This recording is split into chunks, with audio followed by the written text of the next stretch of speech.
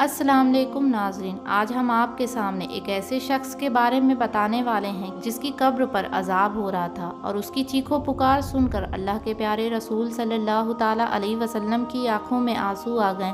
आपसे गुजारिश है कि इस वाक़े को पूरा ज़रूर सुनिएगा। हुज़ूर पाक सल्लल्लाहु ताला अलैहि वसल्लम ने हज़रत अबू ज़र रज़ी अल्लाह ताला अन्हु से फरमाया, आओ चले ज़रा गरीबों की खबर ली जाए। हज़रत अबू ज़र रज़ी अल्लाह ताला अन्हु ने पूछा, या रसूल अल्लाह, आप किन लोगों के बारे में कह रहे हैं? अल्लाह के प्यारे रसूल सल्लल्लाहु ताला अलैहि वसल्लम ने फरमाया, मैं उन लोगों के बारे में कह रहा हूँ जिन्हें कोई देखने नहीं जाता। हज़रत अबू ज़र रज़ी अल्लाह ताला अन्हु ने कहा, या रसूल अल्लाह, शायद आप मुर्दों के बारे में कह रहे हैं। आप सल्लल्लाहु ताला अलैहि वसल्लम ने फरमाया, मैं उनके बारे में ही कह रहा हूँ। उसके बाद हज़रत अबू ज़र रज़ी अल्लाह ताला अन्हु ने फरमाया, हम उठे और कब्रिस्तान की तरफ चलने लगे। नबी करीम सल्लल्लाहु ताला अलैहि वसल्लम एक कब्र पर जाकर रुक गए और उस कब्र वाले के लिए अल्लाह के प्यारे रसूल सल्लल्लाहु ताला अलैहि वसल्लम दुआ करने लगे और आपकी आंखों में आंसू आ गए। हज़रत अबू ज़र रज़ी अल्लाह ताला अन्हु ने पूछा, या रसूल अल्लाह, किस चीज़ ने आपकी आंखों को नम कर दिया?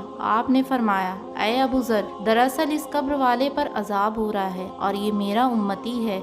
इसके बाद हज़रत जिब्राइल अलैहिस्सलाम अल्लाह के हुक्म से वहाँ हाजिर हुए और फरमाने लगे, ऐ अल्लाह के प्यारे रसूल, आपका रोना सुनकर फरिश्तों ने भी रोना शुरू कर दिया है। या रसूल अल्लाह, आप इसके हक में दुआ कर दीजिए। उसके बाद आप सल्लल्लाहु ताला अलैहि वसल्लम ने उस कब्र वाले के लिए दुआ की। अचानक कब्र से आवाज़ आई, या रसूल अल्लाह, मुझे अल्लाह के अजाब से बचाएं। मेरे ऊपर नीचे दाएं बाएं चारों तरफ आग ही आग है। उस कब्र की चीखों पुकार की आवाज़ आ रही थी। अल्लाह के प्यारे रसूल सल्लल्लाहु ताला अलैहि वसल्लम ने फरमाया, ऐ नौजवान, तुम पर किस बात का अजाब हो रहा है? कब्र से आवाज़ आई, मेरी माँ की बद्दुआ की वजह से। उसके बाद आप सल्लल्लाहु ताला अलैहि वसल्लम ने हज़रत अबू ज़र से फरमाया, लोगों के बीच जाकर ये ऐलान कर दीजिए, इस कब्र में जिसका मुर्दा हो उसकी कब्र के पास हाजिर हो जाए। उसके बाद लोग अपने घरों से निकलने लगे और कब्र के पास आ गए। थोड़ी देर में एक बूढ़ी औरत भी अपनी लाठी का सहारा लेते हुए कब्र के पास पहुंची और कब्र के सिरहाने आकर खड़ी हो गई।